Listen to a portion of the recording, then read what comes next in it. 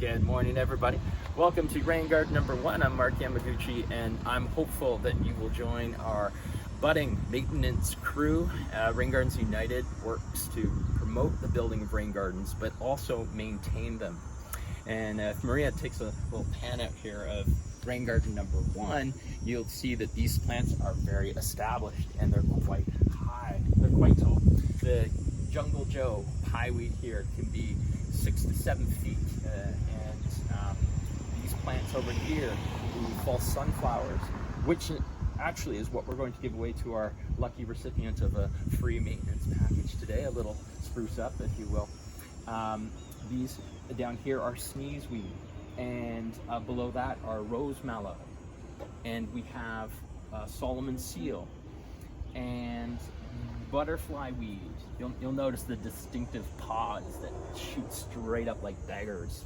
They're not sharp or anything, don't have to worry about that. But as she comes through to the other side of the rain garden, which probably makes this more compelling because it looks like a pollinator patch from a distance, but it has a very functional purpose, which is this dry riverbed below.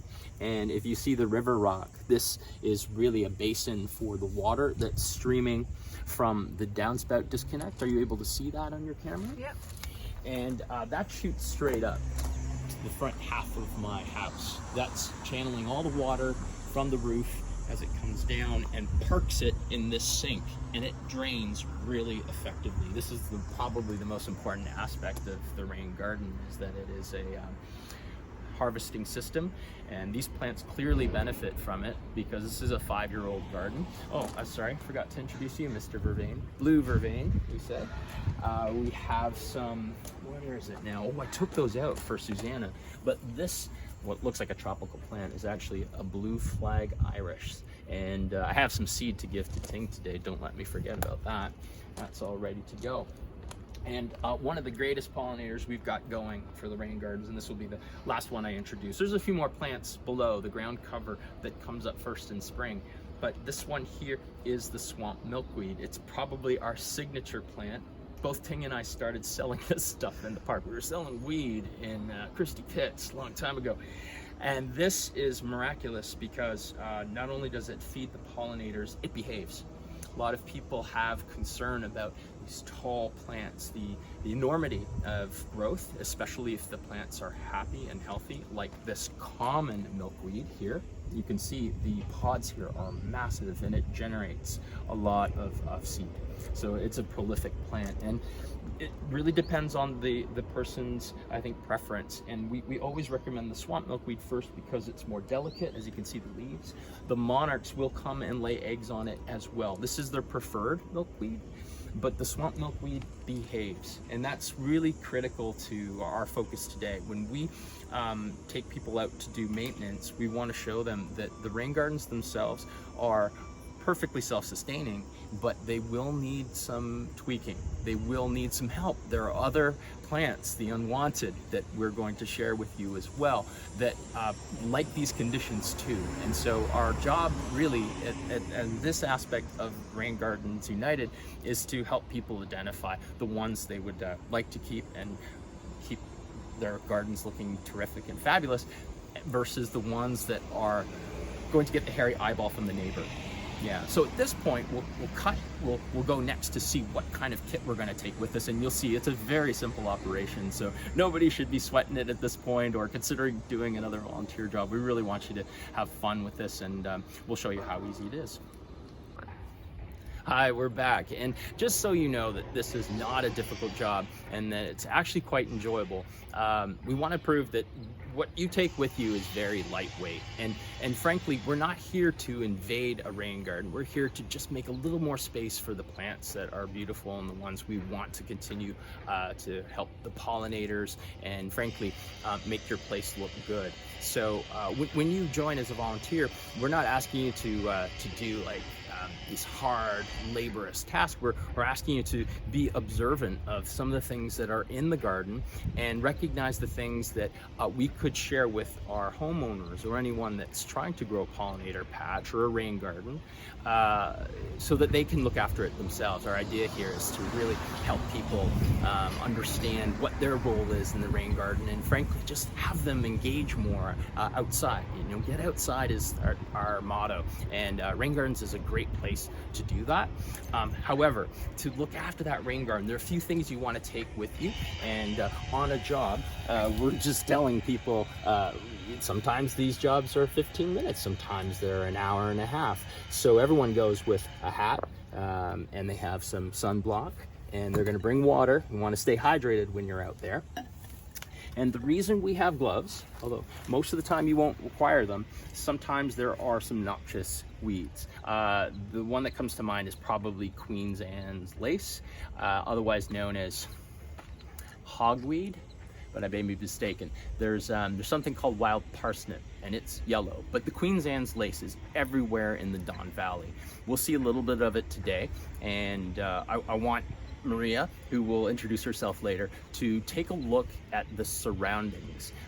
Our idea here when doing a maintenance package is not to focus solely on the rain garden and have a very narrow scope, but we learn a lot from what's in the surroundings and what could possibly be making its way in year after year, so that we know what to watch out for, and more importantly, we know how to educate the homeowners to watch out for it themselves, because it's far easier to intervene early than it is to do later.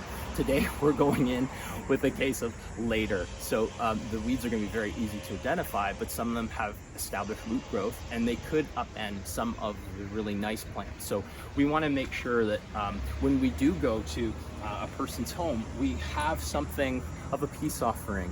There are going to be gaps, and these gaps need to be filled. And we're going to bring over the false sunflower. It's from my garden, and that will probably help augment the diversity there, because right now a lot of plants are missing. The ones that we put in there in 2015 and then again in 2017 didn't make it, and there's a number of reasons for that, which we'll speak to later when we're on site. But I do want to point out that when we remove those noxious weeds, although I have a yard waste bag here to show you, this is not something that should go in the yard waste. Anything that is an invasive should really go in this. If it's a small amount of mass, or this. This is probably the best place to put them. We don't want to really confuse the people at City of Toronto or get in trouble for putting things in that could actually lead to spread. But the yard waste bag was just a visual reminder that when we're done doing a maintenance package, we have to throw this in the garbage, or if it's a small amount of material, then we're just going to put it in the green bin, and that's okay too. So in my basket, if we move a little bit closer, you'll see that the plant is staked. And when we have plants that are a good 60 centimeters tall, they're going to lean, and they're probably going to fall over when those flash floods occur. So we want to give them a little support when they first go in. And with the stake, a little bit of yarn. This color is less visible than, let's say, mason string. So I recommend that you just go with some yarn and or twine, I think they call it, excuse me. And finally, these are your tools. It's really simple. Trowel, you got a little rake, you should have a little cutter, and the mulch. The mulch in my place is pretty obvious. If you take a look at this rain garden and right down to the edge of the street, you'll see that there isn't a sign of any grass, and all the plants there are deliberate, but it really restrains the weeds from making their way in. This is an environment that not only retains moisture, but it protects those plants from others moving in that are unwanted. And so this is pretty much it. There's not much more to tell you unless we go to the site and we start digging in. Spurge, dandelion, yellow goat beard, purslane, Queen Anne's lace, lamb's quarters, So hi, my name's Kate Ballwig, and we bought a house about 4 years ago that had a rain garden in the front garden, and we've really liked seeing the butterflies and the bees that come, the pollinators. But I found I didn't really know which were the good plants to keep and which were the invaders, the weeds, and so I'm hoping to get a little advice from Rain Gardens United about how to keep it up and to make sure that the right plants are growing better. Yeah, so terrific. Now that Kate's introduced herself and we've arrived, we are in the process of removing some plants that could probably grow elsewhere, but we decided this is not the best place for them. And this is a Chinese sumac, and when you pull this from the base of the root, you'll see it's pretty long. This is deep rooting, and they thrive. They were brought here once by the Europeans for aesthetic appeal and the fact that they grow very quickly. But that's something to keep in mind, and they won't be shy in showing up in rain gardens. So we've got here the Manitoba maple, and then here we've got some buckthorn. So these definitely don't belong here. So we're just going to take them out, try to pull it from the base. Okay. Might be a little hard.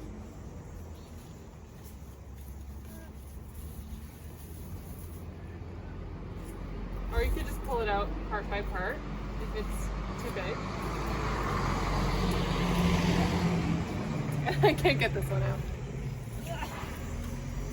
Oh, he's a bad boy. Yeah.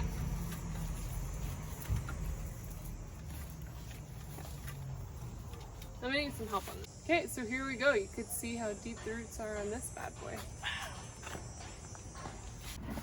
Hi, so sometimes when we're in the gardens, we run up against a bit of a challenge, and that is, what is this plant? And honestly, it's better to err on the side of caution. I think it's a Canada wild rye, but because we planted this quite a long time ago, I can't be positive. And what's interspersed with it is some of the dog strangling vine, which I'm going to pull out here, and also the Manitoba maple. And so as you go through people's gardens, you just want to be a little bit gentle when you approach what look like established plants. They are things that have a very solid central base, and they don't appear to be spreading sparsely in other areas. Most of our native plants that we select for the rain gardens do behave. They're non-aggressive. With weeds, or let's say the unwanted plants, they tend to be more sparsely populated, and they show up just about everywhere. So that's one of the hints that I could provide for you. But again, if ever in doubt, best to live and let live. And we'll explain to the homeowners that it'll be up to them later to decide if they want to remove it and possibly replace it with another, let's say, flowery plant. But in our position, we want to be very careful how we go in and disrupt the garden before we tear out things that really deserve to stay there.